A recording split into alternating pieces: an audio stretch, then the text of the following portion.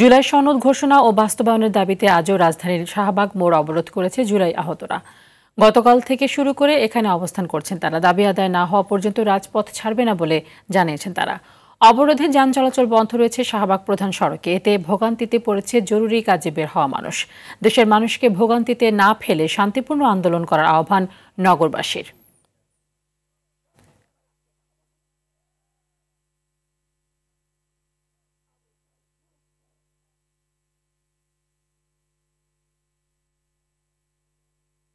তারা আমাদের সাথে বেইমানি করছে, বেইমানি। হ্যাঁ, মাহফুজ আর আসিফ, আমরা সচিবালয়ে যাওয়ার পরে ওরা আমাদের সাথে কথাই বলে না। এক হচ্ছে জুলাই সনদ, 2 জুলাই ঘোষণাপত্র। এটা আমাদের সাংবিধানিকভাবে অধিকার দিতে হবে।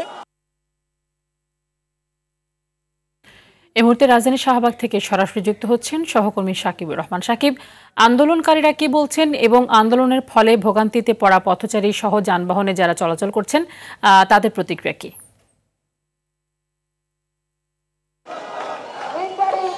তারই আসলে যারা আন্দোলন করছেন মূলত তাদের জুলাই সনদ এবং জুলাই ঘোষণাপত্র, এই দুটি দাবিকে সামনে রেখে গতকাল থেকে তারা আন্দোলন করছে। প্রায় 24 ঘন্টার মতো তারা এখানে অবস্থান করছেন এবং গত রাতেও কিন্তু তারা এখানে ছিলেন। সকাল 6টার পর থেকে আবার তারা বিভিন্ন ধরনের স্লোগান দেওয়া শুরু করে এবং এই যে দেখছেন যে শাহবাগে বসে তারা বিভিন্ন ধরনের স্লোগান দিচ্ছে এবং যতক্ষণ পর্যন্ত তাদের দাবি আদায় না হবে ততক্ষণ পর্যন্ত তারা এখানে অবস্থান করবেন বলে জানিয়েছেন। আমরা কয়েকজনের সাথে কথা বলেছি, তারা বলছেন যে আসলে ছাত্র যে উপদেষ্টা রয়েছেন তারাও আসলে তাদের কোনো ধরনের দাবি দেওয়ার সঙ্গে একমত বা তাদের সঙ্গে এসে দেখা করা, কথা বলে এই ধরনের কোনো কিছুই করছে না। ফলে দাবি আদায় না হওয়া পর্যন্ত তারা এখানে অবস্থান করতে চান এবং এই যে শাহবাগে আন্দোলন করার ফলে কিন্তু শাহবাগের যে চারপাশের রাস্তাগুলো রয়েছে সেগুলো বন্ধ রয়েছে।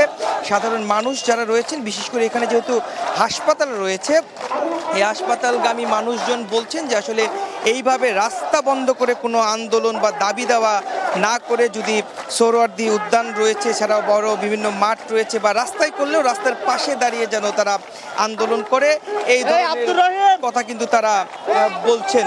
যে সব মিলিয়ে বলা চলে সাধারণ মানুষের ভোগান্তি হচ্ছে, তারপরেও তারা বলছেন যে যতক্ষণ পর্যন্ত না তারা এই যে দাবি আদায় না হবে ততক্ষণ পর্যন্ত তারা এখানে অবস্থান করবেন এবং গতকাল থেকে তারা এখানে অবস্থান নিয়েছেন এবং এখন পর্যন্ত তারা এখানেই অবস্থান করছে।